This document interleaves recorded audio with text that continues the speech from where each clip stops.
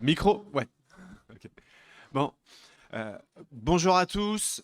Je me présente, je suis Cédric Pécastin-Boissière. J'enseigne l'histoire à l'université de Rennes 2, principalement aussi au campus Mazier. Alors, j'ai bricolé, je suis sur mon téléphone. C'est mon téléphone qui est projeté. Donc en fait, si on commence à plus rien voir, prévenez-moi parce que en fait, il s'éteint assez rapidement. Ok. Euh, J'enseigne l'histoire à l'université de Rennes 2 et donc on nous a demandé de vous proposer une conférence sur ce qui pourrait ressembler à un cours à l'université. Donc j'ai pris pour aujourd'hui l'exemple de ce qu'on pourrait faire autour de la bataille de Marathon. Bataille de Marathon qui se passe en 490 avant Jésus-Christ. Cette bataille, bataille militaire qu'on pourrait évoquer en histoire militaire, que j'ai aussi utilisé avec les historiens et les STAPS dans d'autres contextes.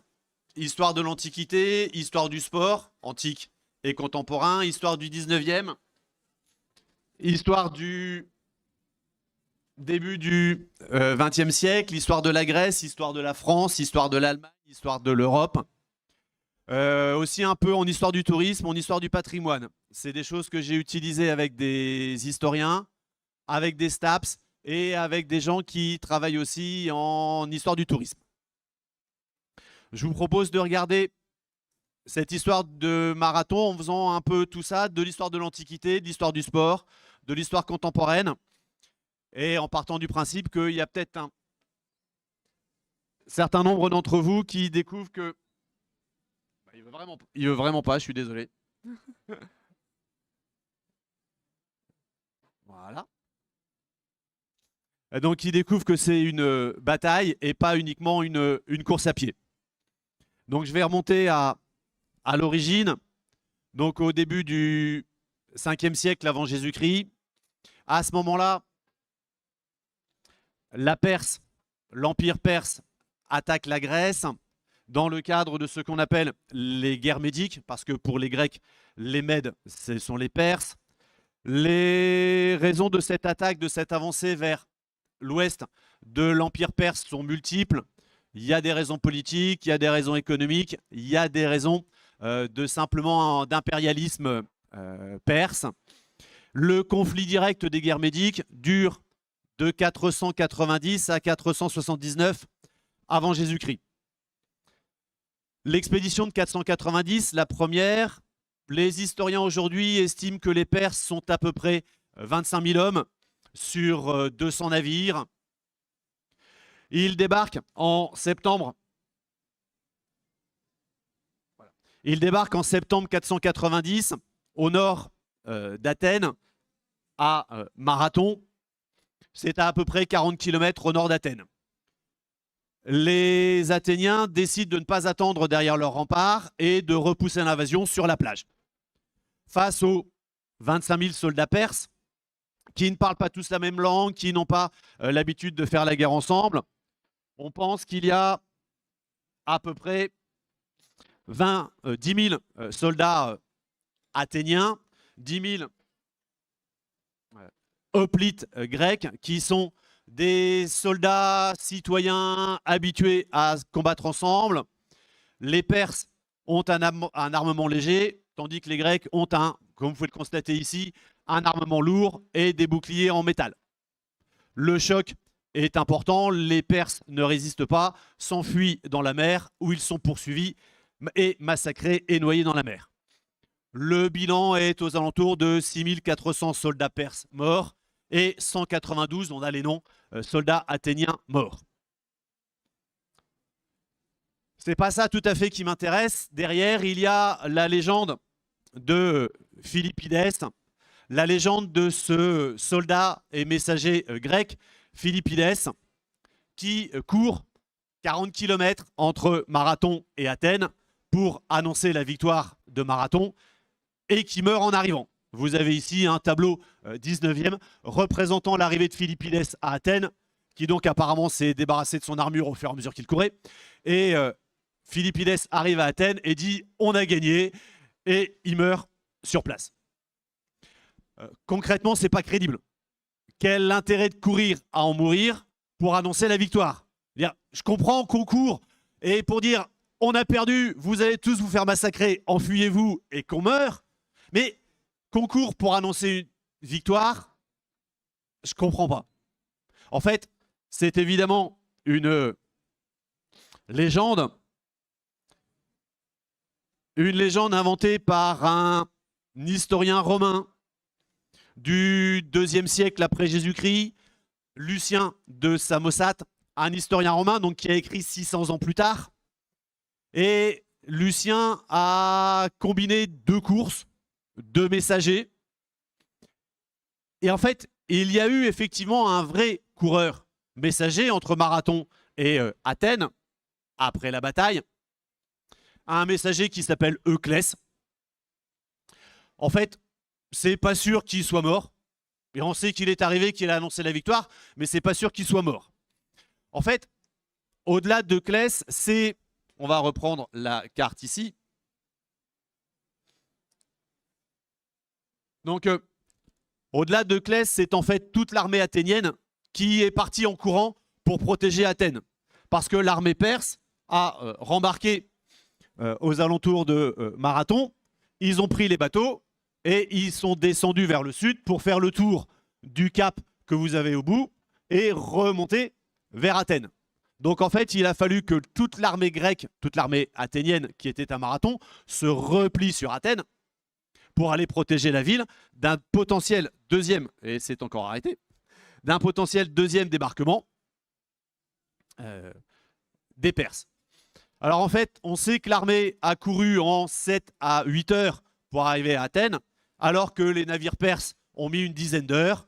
Et donc, lorsque les Perses sont arrivés devant Athènes, ils se sont rendus compte qu'ils ne pouvaient pas débarquer, ils ont fait demi-tour et ils sont rentrés. Et c'est donc la fin de cette première expédition de 490. En parallèle, Philippides, lui, était effectivement un messager qui courait, que l'on connaissait. Philippides, lui, a été envoyé d'Athènes, donc vous l'avez sur notre carte, jusqu'à Sparte, qui est en bas de la carte ici, qui fait à peu près, aujourd'hui, ça fait 250 km. Et Philippides est parti à Sparte, l'autre grande cité militaire, pour demander de l'aide à Sparte. Et on sait qu'il aurait fait la course en moins de 24 heures. Il n'est pas mort en arrivant, il est arrivé à Sparte, et il a demandé aux Spartiates de venir aider les Athéniens à cause du débarquement perse. Les Spartiates, qui étaient la plus grande puissance militaire de l'époque, ont dit « Ah, désolé, on ne peut pas tout de suite, on a une fête religieuse, dans 3 jours, la fête est finie, on partira dans 3 jours et on vous rejoindra. » Donc, ils sont partis 3 jours plus tard, ils sont arrivés à Marathon 2 jours après la bataille, ils ont regardé sur place, ils ont fait « Ah bah finalement, on n'a pas besoin de nous, mais c'est pas mal ce que vous avez fait », ils sont rentrés chez eux. Évidemment, tout le monde préfère la légende de Lucien. Tout le monde préfère cette idée du coureur qui va courir 40 km, qui va arriver en mourant. C'est quand même plus spectaculaire qu'une armée qui se replie. C'est quand même aussi plus spectaculaire que Athènes qui va demander de l'aide à Sparte. On a donc une Athènes qui se bat toute seule. L'important, c'est tout le discours que l'on a fait derrière sur cette bataille et sur cette histoire. L'idée, c'est une invasion par un empire oriental, par un empire dictatorial, par un empire autoritaire qui vient menacer des cités grecques en Occident, qui vient menacer des cités, on va mettre des guillemets, démocratiques. Et c'est donc l'idée de soldats esclaves d'un empire autoritaire qui sont battus par des soldats citoyens d'une démocratie. Et pour tout le reste de l'histoire derrière, pour tous les historiens et les hommes politiques derrière, on a tout au long de l'histoire cette idée du modèle démocratique, avec des guillemets, défendant des valeurs de liberté et d'égalité. Alors, je dis démocratique avec des guillemets parce qu'à Athènes et dans toutes les cités démocratiques grecques, les femmes, les esclaves, les étrangers ne votent pas. Il n'y a que les hommes citoyens. Mais disons que ces valeurs démocratiques, de la démocratie, les libertés, l'égalité, sont donc défendues par des soldats citoyens qui sont prêts à mourir. Et cela les rend bien supérieurs à des armées de mercenaires ou à des armées de populations soumises et non motivées. C'est l'idée que la démocratie est supérieure à la monarchie, que la démocratie est supérieure à l'empire, que les valeurs de la démocratie, la liberté, l'égalité sont supérieures à tout le reste, et ça devient des références pour tout le reste de l'histoire. Nous avons ici deux tableaux représentant deux batailles de la Révolution française. Deux batailles essentielles de la Révolution française. Une seule. Valmy, qui est une bataille essentielle où les soldats de la République défont les soldats de l'étranger, empêchant une invasion de la France. Et bataille tellement importante qu'on en a fait le début du calendrier révolutionnaire. Cette bataille de Valmy, c'est une bataille de citoyens soldats français, puisque la Révolution française de 1789 se compare à Athènes.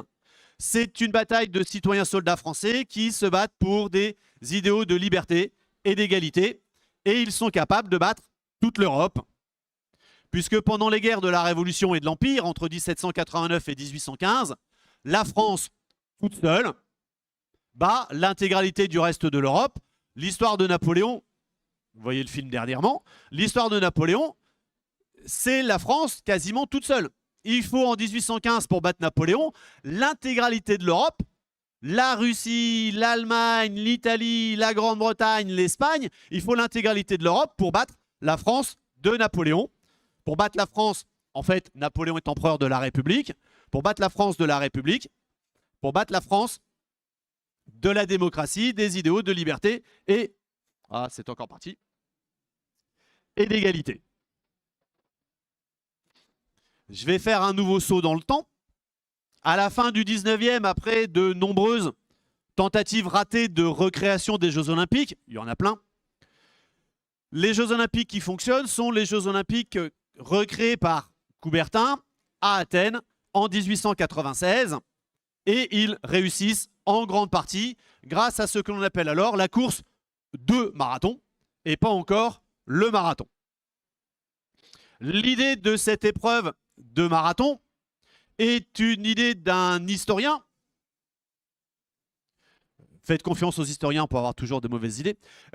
L'idée d'un historien, Michel Bréal, qui à ce moment-là est un spécialiste de l'Antiquité, enseignant à la Sorbonne. Et pour les Jeux Olympiques d'Athènes, il suggère à Coubertin de commémorer l'exploit de Philippides, de faire une course qui commémorerait la course de marathon, l'exploit de Philippides. Et donc, on a son idée avec cette citation assez géniale. Donc, la course de marathon est pour lui une épreuve, je cite, synonyme de solitude, de souffrance, d'épuisement, de folie, d'aventure et parfois même de mort. L'idée de Bréal, on ne peut pas faire d'histoire des Jeux Olympiques sans Astérix. L'idée de Bréal, c'est de comparer les athlètes contemporains aux athlètes antiques. En fait, dans les Jeux Olympiques antiques, l'objectif, c'est de gagner. Et là, ça fait partie des nombreuses erreurs historiques d'Astérix. Il est génial, Astérix aux Jeux Olympiques. Mais ça fait partie de nombreuses erreurs ici, où nous avons une représentation du podium avec, on voit bien, un premier, potentiellement un deuxième et un troisième. Dans les Jeux Olympiques antiques, l'objectif, c'est de gagner. Pas de participer, de gagner. Il n'y a que le premier qui compte. Parce que le premier, c'est celui que les dieux ont choisi. Les perdants, non. Donc, il n'y a pas de performance, il faut gagner.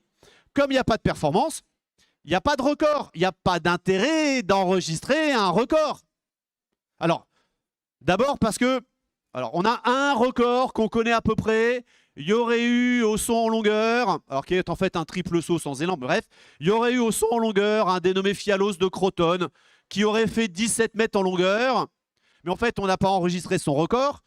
On sait juste qu'il a fait 17 mètres en longueur parce qu'en fait, il s'est cassé la jambe en atterrissant en dehors de la zone d'atterrissage. Mais ce n'est pas un record qu'on a enregistré, parce que ce n'est pas intéressant un record, l'important c'est de gagner. Deuxième problème, on ne peut pas avoir de record, puisque le stade est toujours différent. Si on regarde, le stade à Corinthe, il fait 165 mètres de long, le stade à Athènes, le premier 178, le suivant 184, à Olympie 192 mètres. Donc de toute façon, on n'a pas la même longueur. Et contrairement à ce que le druide a à la main, il n'y a aucun moyen d'instrument de mesure correct, même avec des grains de sable plus petits, comme le suggère Obélix. Donc la seule performance qu'on connaisse, à peu près, c'est celle de Philippides, qui aurait couru entre Marathon et Athènes. Donc question importante, les athlètes du 19e, 20e siècle sont-ils capables de faire au moins aussi bien?